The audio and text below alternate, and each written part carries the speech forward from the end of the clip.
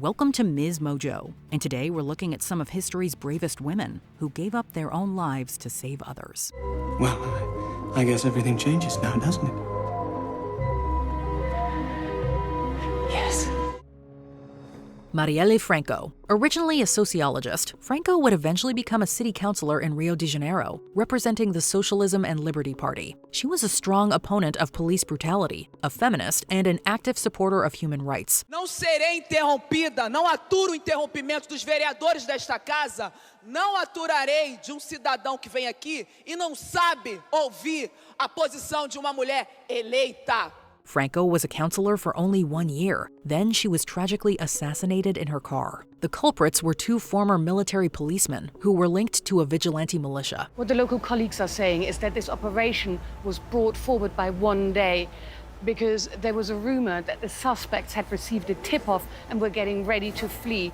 The pair were sentenced to 59 and 78 years in prison, but no prison term can correct the injustice of Franco's murder. She'll always be remembered warmly as a freedom fighter and a defender of the weak. Só para quando todo corpo for livre, quando nenhum corpo preto tombe mais, porque essa é a forma de fazer, mesmo com o corpo executado num crime político, Marielle viver de alguma forma.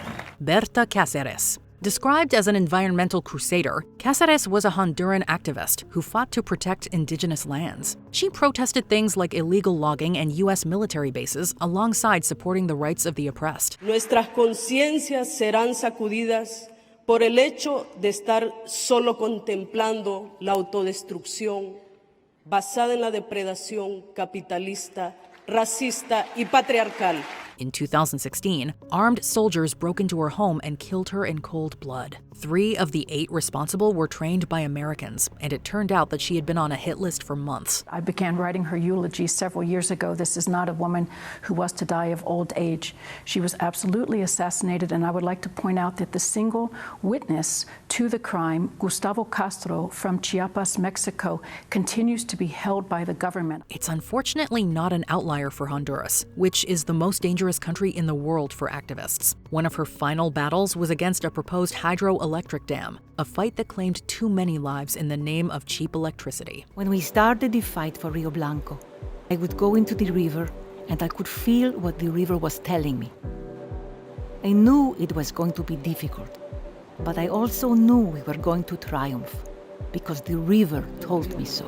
Laila Aloi. Aloi spent her life working on photography, with some of her most famous work being portraits of Moroccan people. Born in Paris, she was half Moroccan and raised in Marrakech. Au Maroc, en étant un peu, on m'a toujours regardée comme étant un peu la française. Après, j'arrive en France, on me regardait comme une Marocaine. Et finalement, c'est aux États-Unis que j'ai commencé à apprécier le fait d'avoir une double nationalité, où je suis un petit peu retrouvée dans mon identité. Et la migration, c'est des sujets qui m'intéressaient déjà, je pense que c'était aussi... As a child, she heard terrible stories about the horrific realities of migration. This was reflected in her artwork, which primarily focused on the issues of migration and culture. In 2016, when she was only 33 years old, a terrorist attack in Ouagadougou claimed her life. She was a luminous, really vibrant person. She was very positive. She loved her job. She loved her friends. And she was a very active young woman, traveling all the time. Aloi was there for a feminist project after being hired by the UN and Amnesty International. More than 30 people lost their lives in the attack, which targeted a restaurant and a hotel. She was rushed to hospital, but couldn't be saved. Beyond her commitment to the values for freedom, it is these same values that brings us together and which we reiterate our strong condemnation of terrorism in all its forms. Ameo Adadevo. Between 2013 and 2016, Western Africa experienced a horrific outbreak of the Ebola virus. On the front lines, Ameo Adadevo fought to kick the virus out of Nigeria, where she lived. Dr. Adadevo was an endocrinologist. Her specialty was diabetes. It's rare that she was even able to diagnose that this man had Ebola. And the first doctor that saw him said he had malaria, which was a true diagnosis, but wasn't what he was presenting at the time. Her most courageous decision was to quarantine Nigeria's patient zero in 2014, even when he protested, refusing to believe he had Ebola. The only way we could be sure and live up to our responsibility to our people, the state and nation, This is all about patriotism at the end of it, was to keep him here. When the Liberian ambassador got involved on the patient's behalf, she still held her ground, keeping him under medical attention. Adarevo's decision prevented a major Ebola crisis in Nigeria, which would be declared Ebola-free only a few months later. Unfortunately, that came after Adarevo contracted the virus herself, which ultimately took her life. By identifying the index patient, it really helped Nigeria to prepare and get ready to trace everybody. And I think that's probably the difference between us and our West African neighbors, Guinea, Liberia, and Sierra Leone. Edith Caval. World War I went down in history as one of the bloodiest conflicts of all time. Amidst the horrors of war, some brightness managed to penetrate through the darkness. All clear. Goodbye, Richard. Goodbye, Matron. I shall never be able to thank you enough. God bless you. Edith Caval was a British nurse who took it upon herself to treat injured soldiers of all nationalities. Her final heroic decision was to free 200 Allied soldiers from Belgium, which the German Empire saw as a criminal offense. I arrest you for harboring escaped prisoners of war.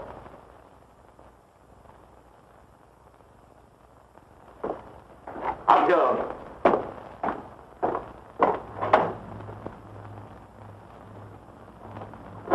They accused her of violating medical neutrality when treating both sides indiscriminately is the epitome of the principle. The Germans had her shot to death by a firing squad, which led to widespread global outrage. There was even a national memorial service at St. Paul's Cathedral in London, attended by many of the nobility, statesmen, and thousands of officers and soldiers. Marie Skłodowska-Curie. Few will contest the claim that Marie Curie is one of the greatest scientists in human history. She was widely celebrated for her contributions to physics and chemistry, specifically in the area of radioactivity. Marie and Pierre's main discoveries were the ability to isolate the radioactive elements, which came from the uranium-based ore called pitchblende. They discovered two new radioactive elements, radium and polonium, which is named for Marie's country of birth, Poland. This research would tragically cause her death in 1934 after excessive exposure to radioactive materials. Without her, we wouldn't be aware of radiation's dangers, the only silver lining to her death. You throw a stone in the water. The ripples you can't control. There are things to be scared of, but there's so much to celebrate. She won 2 Nobel Prizes in separate scientific fields, an achievement no one has managed since. That's barely scratching the surface of her awards. She received tons in her life, and countless projects have been named after her posthumously. Marie Curie is such a role model, especially for a woman in science. The impact of her work, the scientific integrity, and the drive that she had is truly an inspiration to all of us today. Emily Davidson. The fight for women's suffrage in the UK was a long, hard one and was finally won in 1928 when women finally got the same voting rights as men. This battle became increasingly heated in the early 20th century, with strong women like Emily Davidson fighting on the front lines. She's done more time in here than any of us. She's on hunger strike. Orders from Mrs. Pankhurst are we to follow. This was a fight that got Davidson arrested 9 times, and she participated in numerous hunger strikes and constant protests. Her final act of protest was at the 1913 Epsom Derby, when she threw herself in front of King George V's horse. Never surrender. Never give up the fight. It's still unclear what she intended, but the message she sent was less ambiguous, which was that women deserve equal rights. She will always be remembered as one of the bravest members of the fight. Emily's, I think, act was quite significant because it brought the demands of the suffragettes to light, but it also showed the extent to which they were willing to make a sacrifice for what we considered to be just a very basic vote. Sophie Schaw. At only 21 years old, this woman lost her life in an effort to stand up against the evils taking place around her. Mein Bruder und ich haben versucht, mit den Flugblättern den Menschen die Augen zu öffnen. Und das furchtbare Blutbad an anderen Völkern und den Juden früher zu beenden, als es ohnehin von den Alliierten beendet wird. Living in Munich, Germany, Scholl was involved with a non-violent resistance group called the White Rose, which opposed the Nazi regime. She was captured by the Gestapo for distributing leaflets and was sentenced to execution after being declared guilty of treason. Euer Terror ist bald vorbei. Heute hängt ihr uns. Und morgen werdet ihr es sein. Hanna Senesh also met a similar fate, but became idolized for bravely refusing to reveal her mission's secrets to Hungarian authorities in 1944. These women gave their lives to resist one of the most wicked authorities in history, and as such, they are remembered for their unshakable morality and courage. The conviction, the courage, the poetry, the dream, combined in one person. And from the first step to the last one, strength.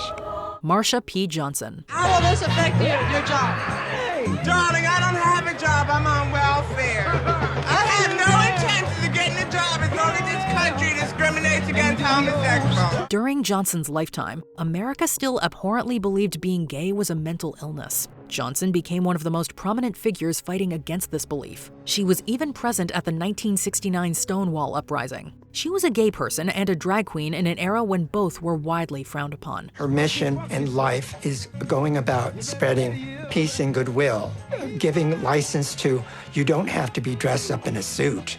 You can express yourself. She became, to me, like a bodhisattva, a holy person who would wander the village in whatever adornment she wanted, being at peace. After a life spent almost entirely helping the downtrodden, they found Johnson's body thrown in the Hudson River. Police thought she took her own life, but there was little evidence supporting this sentiment. It was an era when violence, including police violence against the LGBTQIA+ community, was at a high, something Johnson was vocally opposed to. Many suspect her death was likely a murder. But the police, they didn't pay it any mind. Something that they were accustomed to sweeping under the rug. Things that still go on. Before we continue, be sure to subscribe to our channel and ring the bell to get notified about our latest videos. You have the option to be notified for occasional videos or all of them. If you're on your phone, make sure you go into your settings and switch on notifications. Joan of Arc. The 100 Years' War was a series of medieval conflicts between the French and English kingdoms. It wasn't just one war, but three, split across 116 years of history. French hero Joan of Arc lived during the Lancastrian War, the final phase which ended with a French victory. I will do them very great harm and drive them out of all France, body for body. She led soldiers into battle while only a teenager. According to her, she was being guided by God. After a handful of defeats, she ended up in English hands. So here's the famous Jeanne, savior of Orleans, terror of the English. My king will pay any ransom you ask. Your king? Oh, yeah, of course. What's he gonna pay me with? Cows? Chickens? I prefer gold. Her enemies were not merciful. They saw her as a threat to English dominance, so they put her on trial for heresy. Joan would be tragically burned at the stake at the young age of 19. You asked me to break a vow to God. I saved us both. Were there any other major heroines we forgot to mention? Let us know in the comments below.